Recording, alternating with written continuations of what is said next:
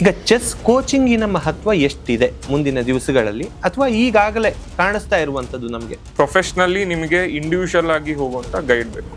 So ನಿಮ್ಮ level ಜಾಸ್ತಿ ಆದಂಗೂ ನಿಮಗೆ ಟ್ರೈನರ್ ಇದ್ದರೆ ನೀವು ಇಂಪ್ರೂವ್ ಆಗೋದು ಇನ್ನೂ ಈಸಿ ಆಗುತ್ತೆ. ಸೊ ನೀವು ಒಂದೇ ಇದರೊಳಗೆ ಪದೇ ಪದೇ ಅದೇ ಪ್ಲೇಯರ್ಸನ್ನೇ ಆಡ್ತಾ ಹೋದರೆ ನೀವು ಮತ್ತೆ ಒಂದು ಲೆವೆಲ್ ಆದಮೇಲೆ ನೀವು ಇಂಪ್ರೂವ್ ಆಗೋಕ್ಕಾಗಲ್ಲ. ಇಬ್ಬರಿಗೂ ಯೂಶಲಿ 1.5 ಗಂಟೆ ಟೈಮ್ ಇರುತ್ತೆ. ಅಷ್ಟರೊಳಗೆ ನೀವು ಗೇಮನ್ನು ಮುಗಿಸ್ಬೇಕು. ವರ್ಲ್ಡ್ ಟಾಪ್ 10 ಇದ್ದಿದ್ದು ಏಕೈಕ ವಿಮೆನ್ ಪ್ಲೇಯರ್.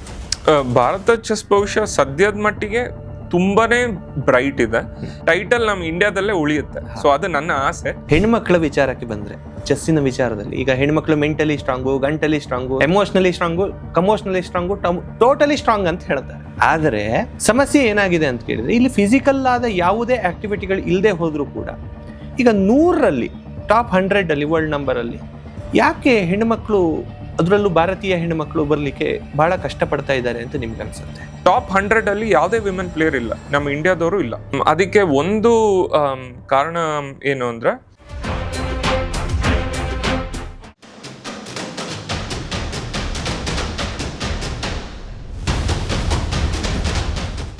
ಈಗ ಪ್ರಾಕ್ಟೀಸಿನ ಬಗ್ಗೆ ಮಾತಾಡಿದ್ರಿ.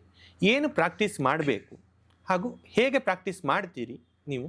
ಮತ್ತೆ ಈಗ 1 ಅವರೋ 2 ಅವರೋ ಎಷ್ಟು ಅವರು ಅಂತ ಒಬ್ಬರು ಡಿಸೈಡ್ ಮಾಡ್ಕೊಂಡು ಇಟ್ಕೊಳ್ಳೋದು ಒಳ್ಳೇದು ಅದಕ್ಕೆ ಅಂತ? ಪ್ರೊಫೆಷ್ನಲ್ ಪ್ಲೇಯರ್ಸ್ ನೋಡಿದ್ರೆ ಯೂಶಲಿ 6 to 8 hours ಮಾಡ್ತಾರೆ ಡೈಲಿ ಪ್ರಾಕ್ಟೀಸ್. ಅದರೊಳಗೆ ಪ್ರಾಕ್ಟೀಸ್ ಅಂದರೆ, ಫಾರ್ ಎಕ್ಸಾಂಪಲ್ ಚೆಸ್ಸಲ್ಲಿ 3 ಭಾಗ ಇದೆ: opening, middle game, end game. ಅಂದರೆ ಓಪನಿಂಗ್ ಅಂದರೆ ನಮ್ಮ ಸ್ಟಾರ್ಟಿಂಗ್ ಫೇಸ್. ಮಿಡಲ್ ಗೇಮ್ ಅಂದರೆ ನಾವು ಒಂದು 15ನೇ ಮೂವಿಂದ ಒಂದು 30-35ನೇ ಮೂವ್ ತನಕನೂ ಯೂಶಲಿ ಮಿಡಲ್ ಗೇಮ್ ಅಂತ ಹೇಳ್ತೀವಿ. ಅದಾದಮೇಲೆ ಬರೋ ಮೂವ್ಸ್ಗಳೆಲ್ಲ ಯೂಶಲಿ ಎಂಡ್ ಗೇಮ್. ಅಂದರೆ ಎಂಡ್ ಗೇಮಲ್ಲಿ ಯೂಶಲಿ ಪೀಸಸ್ಗಳೇನಿರುತ್ತೆ ತುಂಬ ಕಮ್ಮಿ ಇರ್ತವೆ. ಸೊ ಈ ಥರ 3 ಭಾಗ ಇರುತ್ತೆ. ಸೊ ಪ್ರತಿಯೊಬ್ಬ ಪ್ರೊಫೆಷ್ನಲ್ ಪ್ಲೇಯರ್ ಏನು ಮಾಡ್ತಾನೆ, ಅವನು ಓಪನಿಂಗನ್ನು ಫಸ್ಟು ಇಂಪಾರ್ಟೆನ್ಸ್ ಕೊಡ್ತಾನೆ. ಅಂದರೆ ಎಷ್ಟು ನಾವು ಸ್ಟಾರ್ಟಿಂಗ್ ಒಂದು 15ರಿಂದ 20 ಮೂವ್ ನಮ್ಗೆ ಎಷ್ಟು ವೇರಿಯೇಷನ್ಸ್ಗಳಿರ್ಬೋದು, ಅಥವಾ ಎಷ್ಟು ಓಪನಿಂಗ್ಸ್, ಕೆಲವೊಂದು ಹೆಸರುಗಳಿದೆ, ಸಿಸಿಲಿಯನ್ ಅಂತಾರೆ, ರಾಯಲ್ ಅಪೇಸ್ ಅಂತಾರೆ. ಸೊ ಈ ಥರ ಭಾಳಷ್ಟು ಓಪನಿಂಗ್ಗಳು, ಪಾಪ್ಯುಲರ್ ಓಪನಿಂಗ್ಸ್ಗಳಿದ್ದಾವೆ. ಅವ್ರು ಎಷ್ಟು ಕಲಿತಾರೆ ಅಷ್ಟು ಅವ್ರಿಗೆ ಕಾನ್ಫಿಡೆನ್ಸ್ ಇರುತ್ತೆ ಸ್ಟಾರ್ಟಿಂಗ್. ಚೆಸ್ಸಲ್ಲಿ ನೀವು ಆಡೋ ಟೈಮಲ್ಲಿ, ಟೂರ್ನಮೆಂಟ್ಸ್ ಆಡೋ ಟೈಮಲ್ಲಿ ಕ್ಲಾಕ್ ಅಂತ ಇಡ್ತಾರೆ. ಅಂದರೆ ಅದರೊಳಗೆ ಇಬ್ಬರಿಗೂ ಯೂಶಲಿ 1.5 ಗಂಟೆ ಟೈಮ್ ಇರುತ್ತೆ. ಅಷ್ಟರೊಳಗೆ ನೀವು ಗೇಮನ್ನು ಮುಗಿಸ್ಬೇಕು. ಸೊ ನಿಮಗೆ ಓಪನಿಂಗ್ ಜಾಸ್ತಿ ಗೊತ್ತಿದ್ದಷ್ಟು ನೀವು ಬೇಗ ಆಡ್ಬೋದು, ಪ್ಲಸ್ ನಿಮಗೆ ಕಾನ್ಫಿಡೆನ್ಸು ಜಾಸ್ತಿ ಇರುತ್ತೆ. ಸೊ ಪ್ರೊಫೆಷ್ನಲ್ ಪ್ಲೇಯರ್ಸ್ ಓಪನಿಂಗ್ ಮೇಲೆ ಇಂಪಾರ್ಟೆನ್ಸ್ ಜಾಸ್ತಿ ಕೊಡ್ತಾರೆ. ಆಮೇಲೆ ಮಿಡಲ್ ಗೇಮ್ಸಲ್ಲಿ ಕ್ಯಾಲ್ಕುಲೇಷನ್ ಇರ್ಬೋದು, ಅಥವಾ ಟ್ಯಾಕ್ಟಿಕ್ಸ್ ಇರ್ಬೋದು, ಈ ಥರ ಪೊಸಿಷನ್ಸ್ಗಳನ್ನು ಸಾಲ್ವ್ ಜಾಸ್ತಿ ಮಾಡ್ತಾರೆ. ಮತ್ತು ಎಂಡ್ ಗೇಮಲ್ಲಿ ಪ್ಯಾಟರ್ನ್ ರೆಕಗ್ನಿಷನ್. ಈಗ ಬರೀ ಒಂದು ರೂಕ್ಸ್ಗಳಿದ್ರೆ ಬೋರ್ಡಲ್ಲಿ, ರೂಕ್ ಅಂದರೆ ಎಲಿಫೆಂಟ್, ಸೊ ಬರೀ ರೂಕ್ಸ್ ಇದ್ರೆ ಹೇಗೆ ಆಡ್ಬೋದು, ಅಥವಾ ಬರೀ ನೈಟ್ ಅಂದರೆ ಕುದುರೆ, ಬರೀ ನೈಟ್ ಎಂಡ್ ಗೇಮ್, ಅಥವಾ ರೂಕ್ ಮತ್ತು ನೈಟ್ ಕಾಂಬಿನೇಷನ್ಸ್ ಇದ್ರೆ ಯಾವ ಥರ ಬರ್ಬೋದು, ಅಥವಾ ಬರೀ ಕ್ವೀನ್ ಇದ್ರೆ ಹೇಗಿರ್ಬೋದು, ಅಥವಾ ಬರೀ ಚೆಸ್ಸಲ್ಲಿ ಪಾನ್ಸು, ಸೈನಿಕರಿದ್ರೆ ಯಾವ ಥರ ಆಡ್ಬೋದು. ಈ ಥರ ಬೇರೆ ಬೇರೆ ಪ್ಯಾಟರ್ನ್ ಸ್ಟಡಿ ಮಾಡಿದಾಗ ಅವ್ರಿಗೆ ಅದರೊಳಗಿರೋ ಒಂದು ಎಕ್ಸ್ಪೀರಿಯನ್ಸು ಚೆನ್ನಾಗಿರುತ್ತೆ. ಅವ್ರಿಗೆ ಆ ಪೊಸಿಷನ್ಸ್ ಬಂದಾಗ ಕಾನ್ಸಂಟ್ರೇಟ್ ಮಾಡೋದು easy. So usually professional players 6 to 8 hours ಮಾಡ್ತಾರೆ.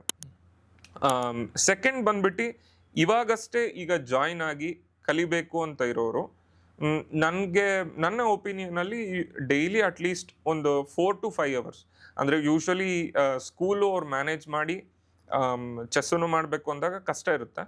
ಬಟ್ 4 to 5 hours ಅವ್ರು ಕೊಟ್ಟರೆ ಬೇಗ ಇಂಪ್ರೂವ್ ಆಗ್ತಾರೆ ಅನ್ನೋದು ನನ್ನ ಅಭಿಪ್ರಾಯ. ಈಗ ಚೆಸ್ಸಲ್ಲಿ ನೊಟೇಷನ್ಸ್ ಅಂತ ಕರಿತೇವೆ.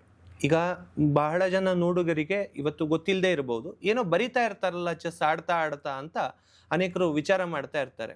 ಏನು ಅಂತಲೇ ಗೊತ್ತಿಲ್ಲ ನೊಟೇಷನ್ಸ್ ಅಂತಂದ್ರೆ. ಈಗ ನೊಟೇಷನ್ಸ್ನ ಪ್ರಭಾವ ಎಷ್ಟಿರುತ್ತೆ ಅಂದರೆ, ಚೆಸ್ನ ಮೂವ್ಗಳನ್ನು ನೋಟ್ ಮಾಡ್ಕೊಳ್ಳುವಂಥದ್ದು. ನಾವು ಯಾವ್ಯಾವ ಮೂವ್ಗಳನ್ನು ಮಾಡಿದ್ವಿ ಅಂತ, ಈಗ E4, E5, NF3, NC6, bishop C4, ಹೀಗೆ ಯಾವುದೋ ಒಂದನ್ನು ಮಾಡ್ತಾ ಬರಬೇಕಾದ್ರೆ ಅದನ್ನು ಬರೆದುಕೊಳ್ಳೋದು ಯಾಕೆ, ಮತ್ತು ಅದರಿಂದ ಎಷ್ಟು ಪ್ರಯೋಜನ ಆಗತ್ತೆ ಒಳ್ಳೆ ಪ್ಲೇಯರಿಗೆ ನೆಕ್ಸ್ಟ್ ದಿವಸಗಳಲ್ಲಿ? ಸೊ ನೊಟೇಷನ್ ಅಂದರೆ ನೀವು ಹೇಳ್ದಂಗೆ, ಈಗ ಚೆಸ್ ಬೋರ್ಡ್ ಮೇಲೆ ನೀವೇ ನೋಡಿದ್ರೆ ಇಲ್ಲಿ 1 2 3 4 ಈ ಥರ ಒಂದು ಕಡೆ ನಂಬರ್ ಇದೆ, ಈ ಕಡೆ ನೀವು ಆಲ್ಫಾಬೆಟ್ಸ್ ನೋಡ್ಬೋದು, ABCDE ಅಂತ.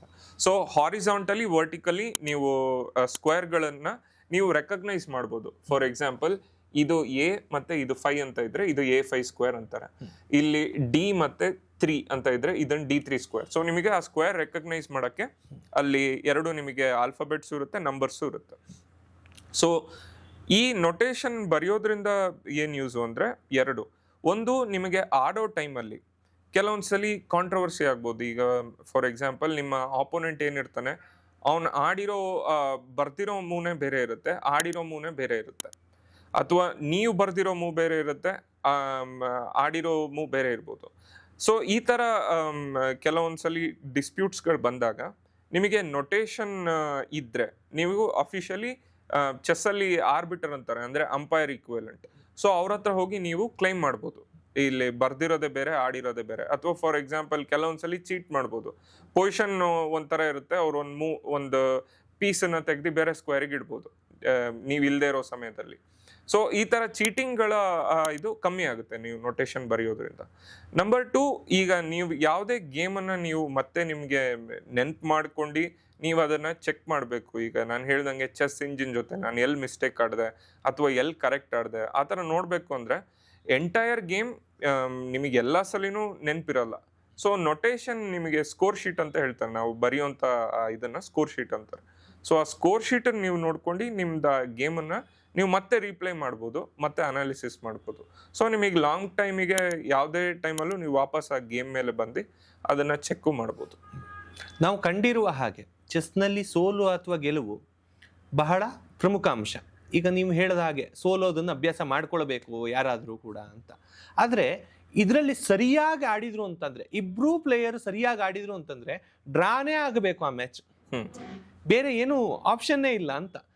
ಇಂಥದ್ದೊಂದು ಗೇಮ್ ಬೇರೆ ಜಗತ್ತಿನಲ್ಲಿ ಯಾವುದೂ ಇಲ್ವೇನೋ ಬಹುಶಃ. ಹೌದು, ಅಂದರೆ ಸರಿಯಾಗಿ ಯಾವುದೇ ಮೂವನ್ನು ಕರೆಕ್ಟಾಗಿಯೇ ಮಾಡಿದ್ರು ಅಂತಂದರೆ ಅದು ವಿನ್ ಆಗಲಿಕ್ಕೆ ಸಾಧ್ಯವೇ ಇಲ್ಲ. ಯಾರೋ ಒಬ್ರು ವಿನ್ ಆದ್ರು ಅಂದರೆ ಯಾರೋ ಒಬ್ರು ಮಿಸ್ಟೇಕ್ ಮಾಡಿದ್ದಾರೆ ಅಥವಾ ಸಣ್ಣ ಮೈನಸ್ ಇದೆ ಅಂತಲೇ ಅರ್ಥ ಅಂತ. ಇದ್ರ ಬಗ್ಗೆ ಏನು ಹೇಳಲಿಕ್ಕೆ ಇಷ್ಟಪಡ್ತೀರಿ? ಸೊ ಚೆಸ್ಸಿನ ಲೆಜೆಂಡ್ ಗ್ಯಾರಿ ಕ್ಯಾಸ್ಪ್ರೋ ಅವ್ರದ್ದೊಂದು ಫೇಮಸ್ ಕೋಟ್ ಇದೆ,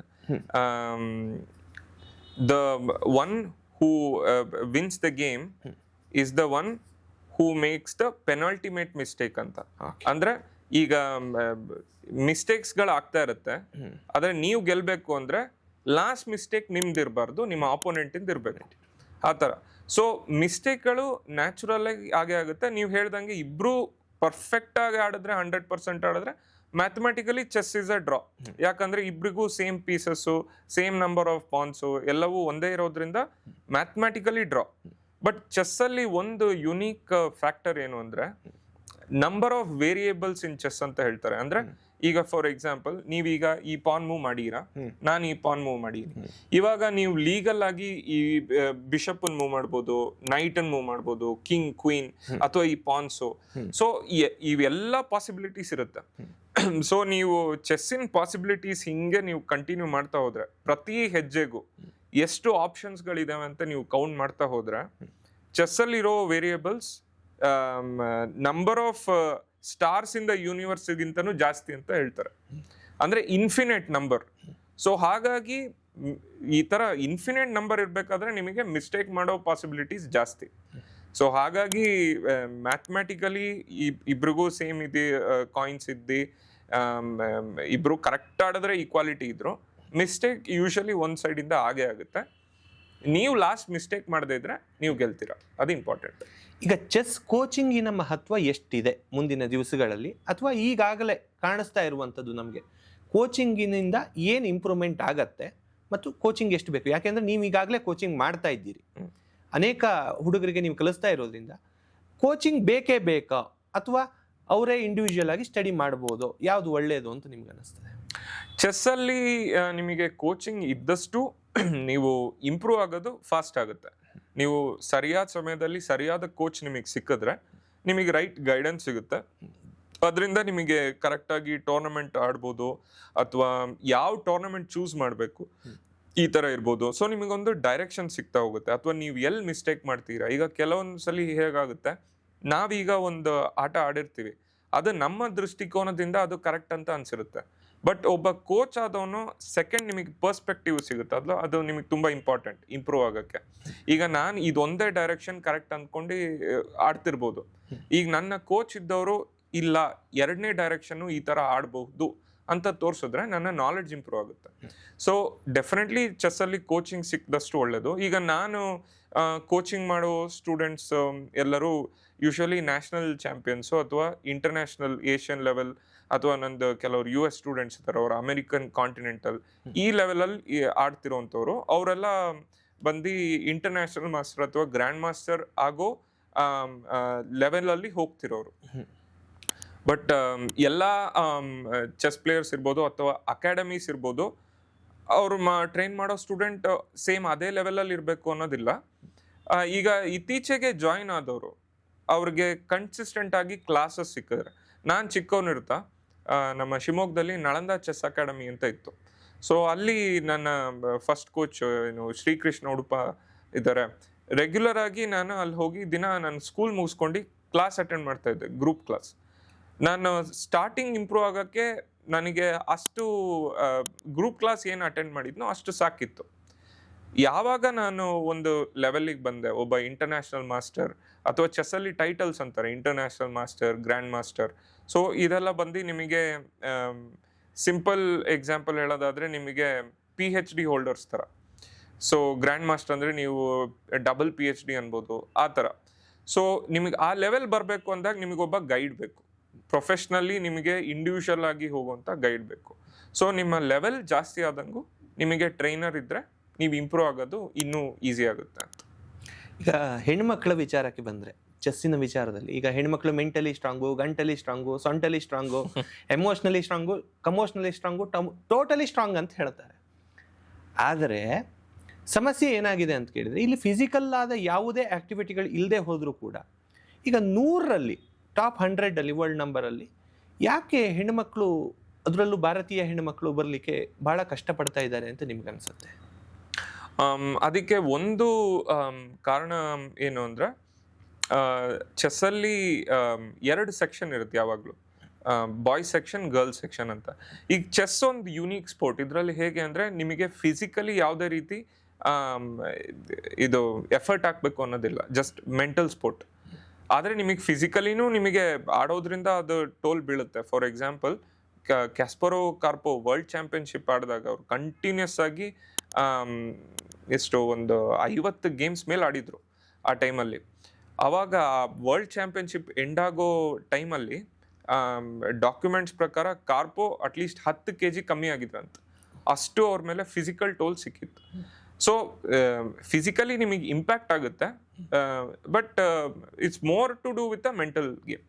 ಸೊ ಆ ದೃಷ್ಟಿಕೋನದಲ್ಲಿ ನೀವು ನೋಡಿದಾಗ ಆ್ಯಕ್ಚುಲಿ ಹೆಣ್ಮಕ್ಳಾಗಲಿ ಗಂಡು ಮಕ್ಕಳಾಗಲಿ ಯಾವುದೇ ರೀತಿ ವ್ಯತ್ಯಾಸ ಇಲ್ಲ. ಆದರೆ ಚೆಸ್ ವರ್ಲ್ಡಲ್ಲಿ ಹೇಗೆ ಅಂದರೆ, ನೀವು ಹೇಳಿದ ಮಟ್ಟಿಗೆ ಟಾಪ್ 100ಅಲ್ಲಿ ಯಾವುದೇ ವಿಮೆನ್ ಪ್ಲೇಯರ್ ಇಲ್ಲ, ನಮ್ಮ ಇಂಡಿಯಾದವರು ಇಲ್ಲ. ಇದಕ್ಕೆ ಒಂದು ಕಾರಣ ಏನು ಅಂದರೆ, ನಾನು ಅವಾಗಲೇ ಹೇಳ್ತಿದ್ದೆ, ಬಾಯ್ಸ್ ಆ್ಯಂಡ್ ಗರ್ಲ್ಸ್ ಸೆಕ್ಷನ್ ಅಂತ ಇರುತ್ತೆ. ಸೊ ವಿಮೆನ್ ಪಾರ್ಟಿಸಿಪೇಷನ್ ಜಾಸ್ತಿ ಮಾಡೋಕ್ಕೋಸ್ಕರ ಮುಂಚಿಂದನೂ ಚೆಸ್ ವರ್ಲ್ಡಲ್ಲಿ ಹೆಂಗೆ ಅಂದರೆ ಸಪ್ರೇಟ್ ಸೆಕ್ಷನ್ ಮಾಡ್ತಾಯಿದ್ರು. ಸೊ ಅವಾಗ ಏನಾಯಿತು, ಯಾರ್ಯಾರು ಅದರೊಳಗೆ ಆಡಿ ಗೆಲ್ಲಕ್ಕೆ ಸ್ಟಾರ್ಟ್ ಮಾಡಿದ್ರು ಅವ್ರು ಮತ್ತೆ ಬಾಯ್ಸ್ ಜೊತೆ ಆಡಲಿಲ್ಲ, ಅವ್ರು ಬರೀ ಗರ್ಲ್ಸ್ ಕ್ಯಾಟಗರಿಯಲ್ಲೇ ಫೋಕಸ್ ಮಾಡೋಕ್ಕೆ ಸ್ಟಾರ್ಟ್ ಮಾಡಿದ್ರು. ಈಗ ವಿಮೆನ್ಸಲ್ಲಿ ವಿಮೆನ್ ವರ್ಲ್ಡ್ ಚಾಂಪಿಯನ್ಶಿಪ್ ಅಂತಲೇ ಇದೆ, ವಿಮೆನ್ ಕ್ಯಾಂಡಿಡೇಟ್ ಮಾಸ್ಟರ್ ಅಂತಲೇ ಇದೆ. ಸೊ ಎಲ್ಲದರಲ್ಲೂ ಅವ್ರದ್ದೇ ಸಪ್ರೇಟ್ ಇರೋದ್ರಿಂದ ಅವ್ರು ಯಾರೂ ಓಪನ್ ಸೆಕ್ಷನಲ್ಲಿ ಆಡಲ್ಲ. ಸೊ ಅದರಿಂದ ಏನಾಗುತ್ತೆ, ಅವ್ರಿಗೆ ಸಿಗೋಂಥ ಎಕ್ಸ್ಪೋಷರ್ ಅಥವಾ ಎಕ್ಸ್ಪೀರಿಯನ್ಸ್ ಎರಡೂ ಕಂಪ್ಯಾರಿಟಿವ್ಲಿ ಕಮ್ಮಿ. ಸೊ ನೀವು ಒಂದೇ ಇದರೊಳಗೆ ಪದೇ ಪದೇ ಅದೇ ಪ್ಲೇಯರ್ಸನ್ನೇ ಆಡ್ತಾ ಹೋದರೆ ನೀವು ಮತ್ತೆ ಒಂದು ಲೆವೆಲ್ ಆದಮೇಲೆ ನೀವು ಇಂಪ್ರೂವ್ ಆಗೋಕ್ಕಾಗಲ್ಲ. ಸೊ ಇದು ಮೇಯ್ನ್ ಪ್ರಾಬ್ಲಮ್. ಹಾಗಂತ ಹೇಳಿ ವಿಮೆನ್ ಪ್ಲೇಯರ್ಸಲ್ಲಿ ಯಾರೂ ಮೇಲೆ ಬಂದಿಲ್ಲ ಅನ್ನೋದಿಲ್ಲ. ಬೆಸ್ಟ್ ಎಕ್ಸಾಂಪಲ್ ಅಂದರೆ ಜುಡಿತ್ ಪೋಲ್ಗರ್. ಅವ್ರು ಬಂದ್ಬಿಟ್ಟು ಒಂದು ಟೈಮಲ್ಲಿ ಕ್ಯಾಸ್ಪ್ರೋವನ್ನು ಸೋಲಿಸಿದ್ರು. ವರ್ಲ್ಡ್ ಟಾಪ್ 10 ಇದ್ದಿದ್ದು ಏಕೈಕ ವಿಮೆನ್ ಪ್ಲೇಯರ್. ಜುಡಿತ್ ಪೋಲ್ಗರ್ ಮಾಡಿದ ಒಂದು ಬೆಸ್ಟ್ ಕೆಲಸ ಅಂದರೆ, ಅವಾಗ ಅವ್ರು ಓಪನ್ ಸೆಕ್ಷನಲ್ಲಿ ಆಡ್ತಾಯಿದ್ರು. ಅವ್ರು ಆಲ್ಮೋಸ್ಟ್ ವಿಮೆನ್ ಸೆಕ್ಷನಲ್ಲಿ ಆಡಿದ್ದು ಭಾರಿ ಕಮ್ಮಿ. ಸೊ ಹಾಗಾಗಿ ಏನಾಯಿತು, ಅವ್ರು ನ್ಯಾಚುರಲಿ ಓಪನ್ ಸೆಕ್ಷನಲ್ಲಿ ಆಡೋದ್ರಿಂದ ಅವ್ರದ್ದು ಲಿಮಿಟೇಷನ್ ಇರಲಿಲ್ಲ ಬರೀ ವಿಮೆನ್ ಸೆಕ್ಷನ್ ಅಂತ. ಸೊ ಅವ್ರು ಇಂಪ್ರೂವ್ ಇನ್ನೂ ಜಾಸ್ತಿ ಆದರು. ಸೊ ಈ ಥರ ಜಾಸ್ತಿ ವಿಮೆನ್ ಪ್ಲೇಯರ್ಸ್ ಆಡಿದ್ರೆ ಅವರು ಮೆನ್ಸ್ ಜೊತೆ ಈಕ್ವಲ್ ಇದರೊಳಗೆ ಕಾಂಪಿಟ್ ಮಾಡ್ತಾರೆ ಅನ್ನೋದು ನನ್ನ ಅಭಿಪ್ರಾಯ. ಈಗ ದೈಹಿಕ ವ್ಯಾಯಾಮ ಹಾಗೂ ಆಹಾರ ಪದ್ಧತಿ ಚೆಸ್ ಪ್ಲೇಯರಿಗೆ ಹೇಗಿರಬೇಕು ಹೇಳುವಂಥ? ನಾನು ಹೇಳ್ದಂಗೆ ಈ ಕಾರ್ಪೋ ಕ್ಯಾಸ್ಪ್ರೋ ಮ್ಯಾಚ್ ಈಗ ನಾನು ಏನು ಹೇಳಿದೆ, ಅವ್ರ ಮೇಲೆ ಫಿಸಿಕಲಿ ಒಂದು ಟೋಲ್ ಆಗಿತ್ತು ಅಂತ. ಚೆಸ್ ಪ್ಲೇಯರ್ಸು ಅಷ್ಟೇ, ನಮ್ದು ಯೂಶ್ವಲಿ 4 to 5 hours ಗೇಮ್ಸ್ ಇರುತ್ತೆ. ಸೊ ಒಂದು 3rd hour or 4th hour ಟೈಮಲ್ಲಿ ಆಲ್ರೆಡಿ ಫಿಸಿಕಲಿನೂ ನಾವು ಸ್ವಲ್ಪ ಸ್ಟ್ರೈನ್ ಆಗಿರ್ತೀವಿ. ಸೊ ಜನರಲಿ ಇವಾಗ ಚೆಸ್ ಟಾಪ್ ಲೆವೆಲ್ ನೀವು ನೋಡಿದ್ರೆ ಟಾಪ್ ಪ್ಲೇಯರ್ಸ್ ಆಲ್ಮೋಸ್ಟ್ ಎಲ್ಲರೂ ಫಿಸಿಕಲ್ ಫಿಟ್ನೆಸ್ಸಿಗೆ ತುಂಬ ಇಂಪಾರ್ಟೆನ್ಸ್ ಕೊಡ್ತಾರೆ. ಕಾರಣ ಇಷ್ಟೇ. ಸೊ ನೀವು ಫಸ್ಟ್ 2 ಅವರ್ಸ್ ಇಬ್ಬರು ಜಾಸ್ತಿ ಮಿಸ್ಟೇಕ್ ಮಾಡಲ್ಲ. ಓಪನಿಂಗ್ ನಿಮಗೂ ಗೊತ್ತಿರುತ್ತೆ, ನಿಮ್ಮ ಆಪೋನೆಂಟಿಗೂ ಗೊತ್ತಿರುತ್ತೆ. ಮಿಡಲ್ ಗೇಮ್ ಟೈಮಲ್ಲೂ ನೀವು ಚೆನ್ನಾಗಿರ್ತೀರಾ, ಆಪೋನೆಂಟು ಚೆನ್ನಾಗಿರ್ತಾರೆ. ಯೂಶಲಿ ಮಿಸ್ಟೇಕ್ ಒಂದು 3rd ಅವರ್ ಇಲ್ಲ 4th ಅವರ್ ಆಗುತ್ತೆ. ಕಾರಣ ಅವ್ರ ಎನರ್ಜಿ ಲೆವೆಲ್ಸ್ ಕಮ್ಮಿ ಆಗ್ತಾ ಹೋಗುತ್ತೆ. ಸೊ ಹಾಗಾಗಿ ಇವಾಗಿನ ಚೆಸ್ ಪ್ಲೇಯರ್ಸ್ ಎಲ್ಲರೂ ಫಿಸಿಕಲ್ ವರ್ಕೌಟ್ ಮೇಲೆ ಈಕ್ವಲಿ ಇಂಪಾರ್ಟೆನ್ಸ್ ಕೊಡ್ತಾರೆ. ಫಿಟ್ನೆಸ್ ಅಥವಾ ಸ್ಪೋರ್ಟ್ಸ್ ಆಕ್ಟಿವಿಟಿ ಇರ್ಬೋದು. ನಾನು ಫಾರ್ ಎಕ್ಸಾಂಪಲ್ ಇಂಡಿಯನ್ ಟೀಮ್ ಜೊತೆ ವರ್ಕ್ ಮಾಡಿದ್ದೆ ಒಲಿಂಪಿಯಾಡಲ್ಲಿ 2022. ಸೊ ಆ ಟೈಮಲ್ಲಿ ನಮ್ಮದೊಂದು ರೊಟೀನ್ ಇತ್ತು.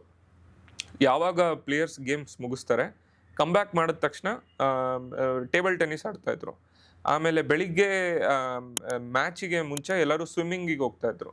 ಸೊ ಒಂದು ಫಿಸಿಕಲ್ ವರ್ಕೌಟ್ ನಮಗಿದ್ದಷ್ಟು ನಮಗೆ ಫ್ರೆಶ್ನೆಸ್ ಇರುತ್ತೆ ನಾವು ಆಡೋ ಟೈಮಲ್ಲಿ ಅನ್ನೋದು. ಸೊ ಅದು ತುಂಬ ಇಂಪಾರ್ಟೆಂಟ್. ಇನ್ನೊಂದು ನೀವು ಕೇಳ್ದಂಗೆ ಫುಡ್ಡು ಅಷ್ಟೇ ತುಂಬ ಯೂಶಲಿ ಗೇಮ್ಸ್ ಎಲ್ಲ ಬಂದು ಬೆಳಿಗ್ಗೆ ಒಂದು ಮಧ್ಯಾಹ್ನ ಒಂದಿರುತ್ತೆ. ಸೊ ನಾವು ಫುಡ್ಡಿಂದ ಕೆಲವೊಂದ್ಸಲಿ ನಮ್ಗೆ ಆಯಾಸ ಸ್ಟಾರ್ಟ್ ಆಗ್ಬೋದು. ಹಾಗಾಗಿ ಲಿಮಿಟಲ್ಲಿ ಫುಡ್ ತಿಂದು ಫಿಟ್ನೆಸ್ಸು ಮೇಂಟೈನ್ ಮಾಡಿದ್ರೆ ನೀವು ಆಡೋ ಗೇಮ್ಸ್ಗಳ ಕ್ವಾಲಿಟಿನೂ ಇಂಪ್ರೂವ್ ಆಗುತ್ತೆ ಅನ್ನೋದು ನನ್ನ ಒಪಿನಿಯನ್. ಸ್ಪೆಷಲ್ ಡಯಟ್ ಅಂತ ಏನಾದರೂ ಇದೆಯಾ? ಈಗ ಪ್ರಜ್ಞಾನಂದ ಆಡಬೇಕಾದ್ರೆ ಒಂದು ಬಾಳೆಹಣ್ಣನ್ನು ತಂದು ಇಟ್ಕೊಳ್ಳೋದು, ಇಂಥದ್ದೊಂದಷ್ಟು ನೋಡಿದ್ದೇವೆ ನಾವು. ಅಥವಾ ಕೆಲವರು ಬಹಳಷ್ಟು ನೀರು ಕುಡಿಯುವಂಥದ್ದು, ಇದೆಲ್ಲದು ಕೂಡ ನಾವು ಗಮನಿಸ್ತಾ ಇರ್ತೇವೆ ಆಗಾಗ. ಹೀಗೇನಾದ್ರೂ ಸ್ಪೆಷಲ್ ಡಯಟ್ ಅಂತಿದೆ ಅಥವಾ ಅವರಿದ್ದೇ ಆದ ಒಂದು ಸ್ಪೆಷಲ್ ಆದ ಡಯಟ್ ಅನ್ನು ಅವರೇ ರೆಡಿ ಮಾಡ್ಕೊಳ್ತಾರ ಹೇಳುವಂಥದ್ದು ಪ್ಲೇಯರ್ಸ್ಗಳು? ಸ್ಪೆಷಲ್ ಡಯಟ್ ಅಂತ ಏನೂ ಇಲ್ಲ, ಅದು ಪ್ಲೇಯರ್ಸ್ ಇನ್ ಮೇಲ್ ಡಿಪೆಂಡು. ಬಟ್ ಯೂಶಲಿ ಏನು ಅಂದರೆ ನೀವು ಎನಿಥಿಂಗ್ ನಿಮಗೆ ನಿಮ್ಮ ಎನರ್ಜಿ ಇಂಪ್ರೂವ್ ಮಾಡುವಂಥ ಲಿಕ್ವಿಡ್ಸ್ ಇರ್ಬೋದು. ಕೆಲವರು for example Magnus Carlsen world championship ಟೈಮಲ್ಲಿ ಆರೆಂಜ್ ಜ್ಯೂಸ್ ತೊಗೊಂಡು ಬರ್ತಾ ಇತ್ತು ಯಾವಾಗಲೂ. ಇನ್ನು ಕೆಲವರು ಡಾರ್ಕ್ ಚಾಕ್ಲೇಟ್ಸ್ ತೊಗೊಂಡು ಬರ್ತಾರೆ. ನಾನು ಫಾರ್ ಎಕ್ಸಾಂಪಲ್ ಟೂರ್ನಮೆಂಟ್ ಆಡಿದ್ರೆ ನಾನು ಯೂಶಲಿ ನನಗೆ ಚಾಕ್ಲೇಟ್ಸ್ ಇಷ್ಟ. ಸೊ ಎನಿಥಿಂಗ್ ನಾನು ಎನರ್ಜಿ ಚೂರು ಇಂಪ್ರೂವ್ ಮಾಡುವಂಥ ಇದಿರ್ಬೋದು, ಅಥವಾ ಡ್ರೈ ಫ್ರೂಟ್ಸು ಈ ಥರ ಗೇಮ್ಸ್ ಮಧ್ಯ ಚೂರು ಕನ್ಸ್ಯೂಮ್ ಮಾಡಿದ್ರೆ ನಿಮ್ಮ ಒಂದು ಎನರ್ಜಿ ಲೆವೆಲ್ಸ್ ಮೇಂಟೈನ್ ಆಗುತ್ತೆ ಅನ್ನೋದು ಒಂದು ಒಪಿನಿಯನ್. ಬಟ್ ಅದಕ್ಕೆ ಅಂತ ಸ್ಟ್ರಿಕ್ಟ್ ಯಾವುದು ಡಯಟ್ ಇಲ್ಲ. ಈಗಾಗಲೇ ವರ್ಲ್ಡ್ ನಂಬರ್ 1 ಪ್ಲೇಯರ್ ಬಗ್ಗೆ ನೀವು ಮಾತಾಡಿದ್ರಿ, ಮ್ಯಾಗ್ನಸ್ ಕಾರ್ಲ್ಸನ್. ಬಹುಶಃ ಅವರು ಗೇಮ್ ಆಡುವಂಥ ಟೈಮ್ನಲ್ಲಿ ನಮಗೆ ಇಷ್ಟೆಲ್ಲ ಪಾಸಿಬಿಲಿಟೀಸ್ ಇದಾವೆ ಅನ್ನೋದೇ ನಮಗೆ ಗೊತ್ತಿರಲಿಲ್ಲ. ಈಗ ಆರಂಭ ಆಗುತ್ತಾ ಇದೆ ಅದನ್ನು ಅವರ ಗೇಮ್ಗಳನ್ನು ಸ್ಟಡಿ ಮಾಡುವಂಥದ್ದು ಅಂತ ಕೆಲವಷ್ಟು ಆಲೋಚನೆಗಳು ನಮ್ಮ ಪ್ಲೇಯರ್ಸ್ಗಳಲ್ಲಿ ಕೂಡ ಕಾಣಿಸ್ತಾ ಇದೆ.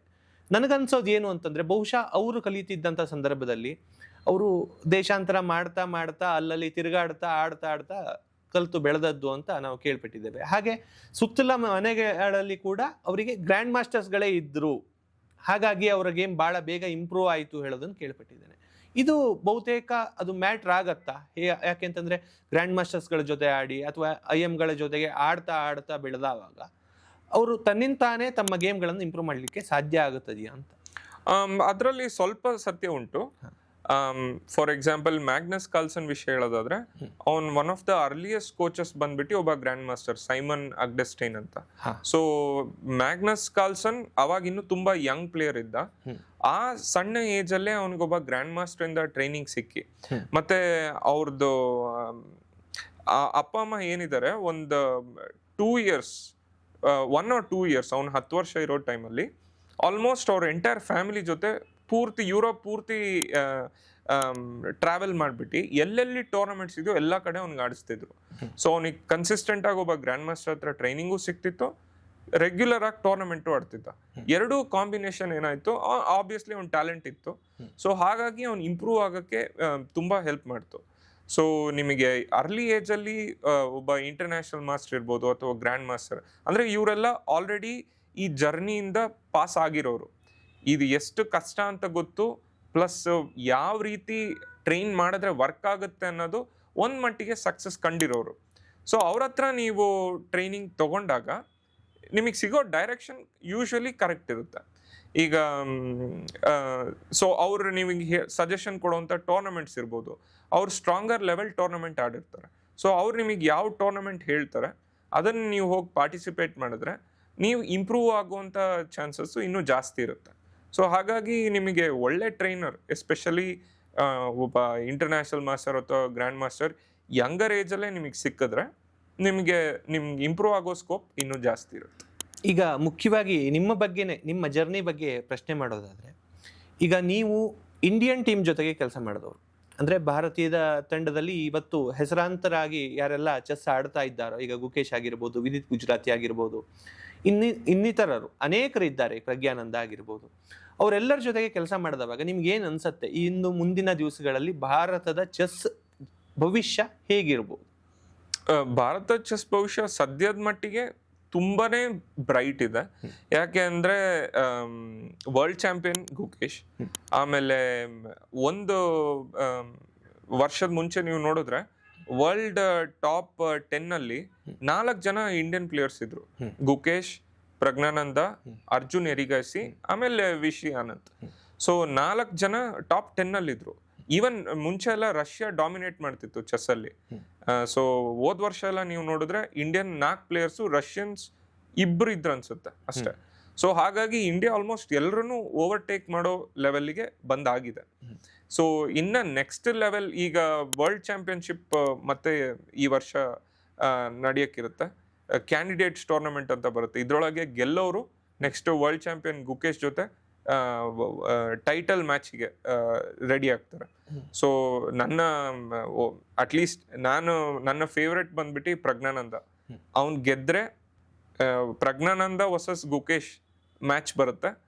ಸೊ ಅದು ಬಹಳ ಕುತೂಹಲಕಾರಿ, ಪ್ಲಸ್ ಟೈಟಲ್ ನಮ್ ಇಂಡಿಯಾದಲ್ಲೇ ಉಳಿಯುತ್ತೆ. ಸೊ ಅದು ನನ್ನ ಆಸೆ. ಬಟ್ ನೋಡೋಣ. ಈಗ ನೀವು ಚೆಸ್ ಕಲಿಯುವ ಹಂತದಲ್ಲಿ ಏನೆಲ್ಲ ಸ್ಟ್ರಗಲ್ಸ್ಗಳು ಇತ್ತು ನಿಮ್ಮ ಲೈಫ್ನಲ್ಲಿ? ಸೊ ಹಾಗಾಗಿ ನಮಗೆ ಡೈರೆಕ್ಷನ್ಸ್ ಆಗಲಿ ಅಥವಾ ಯಾವ ಟೂರ್ನಮೆಂಟ್ಸಿಗೆ ಹೋಗಬೇಕು, ಇದು ಯಾವುದೇ ರೀತಿ ಒಂದು ಐಡಿಯಾ ಇರಲಿಲ್ಲ. ಎಲ್ಲ ನಾನು ಟ್ರಯಲ್ ಆ್ಯಂಡ್ ಎರರಲ್ಲಿ ಕಲ್ತಿದ್ದು. ಸೊ ಡೈರೆಕ್ಷನ್ ಕೊರತೆ ಇದ್ದಿದ್ದ ರೀಸನ್ನಿಂದ ನನಗೆ ತುಂಬ ಈಸಿಯಾಗಿ ಮುನ್ನುಗ್ಗಕ್ಕಾಗಲಿಲ್ಲ. ಸೊ ಯೂಶ್ವಲಿ ನೀವು ಒಂದೊಂದು ಟೂರ್ನಮೆಂಟ್ ಆಡಿದ್ರು ನಿಮಗೆ ಎಕ್ಸ್ಪೆನ್ಸ್, ಟ್ರಾವೆಲ್, ಅಕಮಡೇಷನ್, ಫುಡ್, ಇದರೆಲ್ಲರದ್ದು ಎಕ್ಸ್ಪೆನ್ಸ್ ನಿಮಗೆ ಆ್ಯಡ್ ಆಗ್ತಾ ಹೋಗುತ್ತೆ. ಸೊ ಮಿಡಲ್ ಕ್ಲಾಸ್ ಫ್ಯಾಮಿಲಿಯಿಂದ ಬಂದಿದ್ದ ರೀಸನಲ್ಲಿ ನನಗೆ ಅವಾಗ ತುಂಬ ಒಳ್ಳೊಳ್ಳೆ ಟೂರ್ನಮೆಂಟ್ ಆಡೋಕ್ಕೆ ಅವಾಗ ಅಷ್ಟಾಗಲಿಲ್ಲ. ನಮ್ಮ ಅಪ್ಪ ಅಮ್ಮನ ಕೈಯಲ್ಲಿ ಎಷ್ಟು ಆಡೋಕ್ಕಾಗ್ಸುತ್ತೋ ಅಷ್ಟು ಮಾಡಿದ್ರು. ಯಾಕೆಂತಂದರೆ ಬಹುಶಃ ಕ್ರಿಕೆಟಿಗೋ ಅಥವಾ ಬೇರೆ ಬೇರೆ ಕ್ರೀಡೆಗಳಿಗೆ ಕೊಟ್ಟಷ್ಟು ಮಹತ್ವವನ್ನು ನಾವು ಚೆಸ್ಸಿಗೆ ಕೊಡ್ತಾ ಇಲ್ವೇನೋ ಅಂತ ಅನಿಸ್ತಿತ್ತು. ಅವರಿಗೆ ಅದೇ ರೀತಿ ಸ್ಪಾನ್ಸರ್ಶಿಪ್ ಇರ್ಬೋದು, ಪ್ರೈವೇಟ್ ಸ್ಪಾನ್ಸರ್ಶಿಪ್ಪು ಇರ್ಬೋದು, ಅಥವಾ ಗೌರ್ಮೆಂಟ್ ಕಡೆಯಿಂದ ಸಪೋರ್ಟು ಇರ್ಬೋದು. ನಾನು ನೋಡಿದ ಮಟ್ಟಿಗೆ ತುಂಬ ಚೆನ್ನಾಗಿತ್ತು. ಫಸ್ಟು ಇಂಟರ್ನ್ಯಾಷನಲ್ ಮಾಸ್ಟರ್ ಆಗ್ತಾರೆ, ಆಮೇಲೆ ಗ್ರ್ಯಾಂಡ್ ಮಾಸ್ಟರ್. ಅದ್ರ ಹೈಯೆಸ್ಟ್ ಇರೋದು ಅಂದರೆ ವರ್ಲ್ಡ್ ಚಾಂಪಿಯನ್. ನಿಮಗೆ ಯಾವ ಪೊಸಿಷನ್ಸಿಗೆ ಎಷ್ಟು ಬೇಕು ಅನ್ನೋದು ರಿಕ್ವೈರ್ಮೆಂಟ್ ಇರುತ್ತೆ. ಕೆಲವೊಂದು ಪೊಸಿಷನ್ಗೆ ನೀವು ಒಂದು ಕರೆಕ್ಟ್ ಮೂವ್ ಇಟ್ಟರು ಸಾಕು. ನಿಮ್ಮ ಆಂಬಿಷನ್ ಏನು? ಇನ್ನು ಚೆಸ್ನಲ್ಲಿ ಏನು ಮಾಡಬೇಕು ಅಂತಿದ್ದೀರಾ? ಯಾವ್ದಾದ್ರು ಅಧೂರಿ ಕಾಮ್ ಅಂತ ಹೇಳ್ತೇವಲ್ಲ, ಅದು ಯಾವ್ದಾದ್ರು ಉಳ್ಕೊಂಡಿದ್ದೀವಿ?